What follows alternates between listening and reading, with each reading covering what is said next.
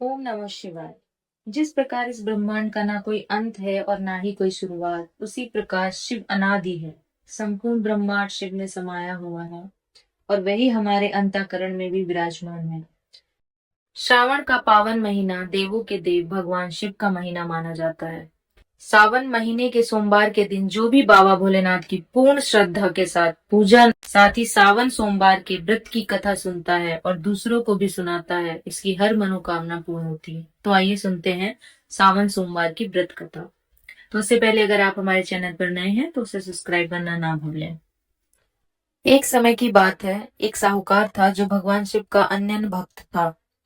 उसके पास धन धान्य की कोई कमी नहीं थी, लेकिन उसके पास कोई संतान नहीं थी। इसी कामना को लेकर वह रोज शिव जी के मंदिर जाकर दीपक जलाता था। उसके इस भक्ति भाव को देखकर एक दिन माता पार्वती ने शिव जी से कहा, प्रभु, यह साहूकार आपका अनन्य भक्त है, इसे संतान का कष्ट है, आपको इसकी मदद करनी चाहिए। शिव जी ने उत्तर दिया, हे पार्वती, इस साहूकार के भाग्य में पुत्र का योग नहीं है। यदि इसे पुत्र का वरदान मिल भी गया तो वह केवल 12 वर्षों तक ही जीवित रहेगा। माता पार्वती के बार बार आग्रह करने पर शिव जी ने साहूकार को पुत्र का वरदान दे दिया, लेकिन यह भी कहा कि वह केवल 12 वर्ष तक ही जीवित रहेगा। साहूकार ने इस बात को सुना, लेकिन ना तो उसे खुशी हुई और ना ही उसे दुख। वह पहले की तरह ही भगवान शिव जी की पूजा करता रहा। कुछ समय बाद साहूकार की पत्नी गर्भवती हुई और उसे एक सुंदर बालक की प्राप्ति हुई।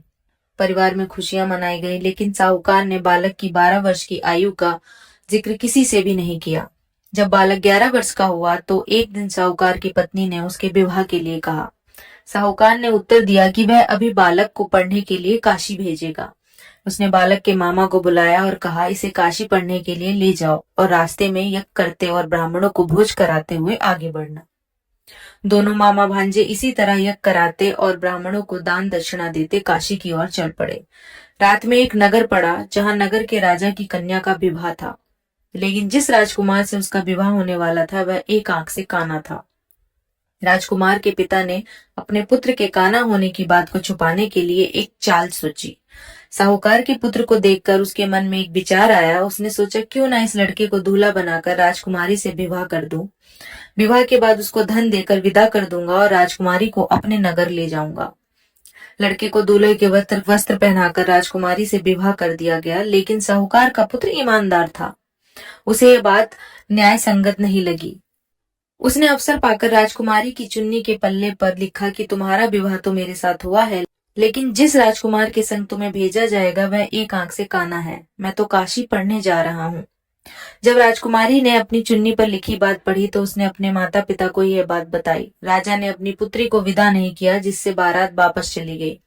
दूसरी ओर साहूकार का लड़का और उसका मामा काशी पहुंचे और वहां जाकर उन्होंने यज्ञ किया। जिस दिन लड़के की आयु 12 साल की हुई उसी दिन यज्ञ रखा गया। लड़के ने अपने मामा से कहा कि मेरी तबीयत कुछ ठीक नहीं है। मामा ने कहा कि तुम अंदर जाकर सो जाओ। शिव जी के वरदान के अनुसार कुछ ही देर में उस बालक के प्राण निकल गए। मृत भांजे को देख उसके मामा ने विलाप शुरू किया। संयोग बस उसी समय शिव जी और माता पार्वती उधर से जा रहे थे। पार्वती जी ने भगवान जी से कहा, स्वामी, मुझे इसके रोने के स्वर सहन नहीं हो पा रहे। आप इस व्यक्ति के कष्ट को अवश्य दूर करें। जब शिव जी मृत बालक के समीप गए तो वह बोले कि यह उसी साहूकार का पुत्र है जिसे मैंने 12 वर्ष की आयु का वरदान दिया था। अब इसकी आयु पूरी हो चुकी है। लेकिन मृत भाव से विभोर माता पार्वती ने कहा कि हे महादेव, आप इस बालक को और आयु देने की कृपा करें, अन्यथा इसके वियोग में इसके माता पिता भी तड़प तड़प कर मर जाएंगे। माता पार्वती के आग्रह पर भगवान शिव ने उस लड़की को जीवित होने का वरदान दिया। शिव जी की कृपा से वह लड़का जीवित हो गया। शिक्षा समाप्त करके लड़का मामा के साथ अपने नगर की ओर चल दिया।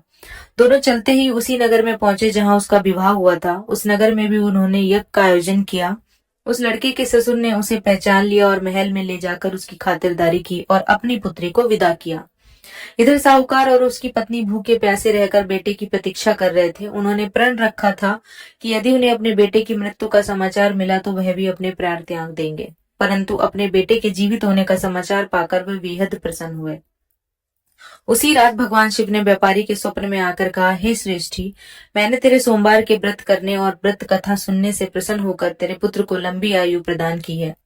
इसी प्रकार जो कोई सोमवार का व्रत करता है या कथा सुनता है और पढ़ता है, उसके सभी दुख दूर होते हैं और समस्त मनोकामनाएं पूर्ण होती हैं। इस कथा को सुनकर और व्रत करके भगवान शिव और माता पार्वती की कृपा होती है, जिससे जीवन में सुख, शांति और समृद्धि आती है। ओम नमः शिवाय।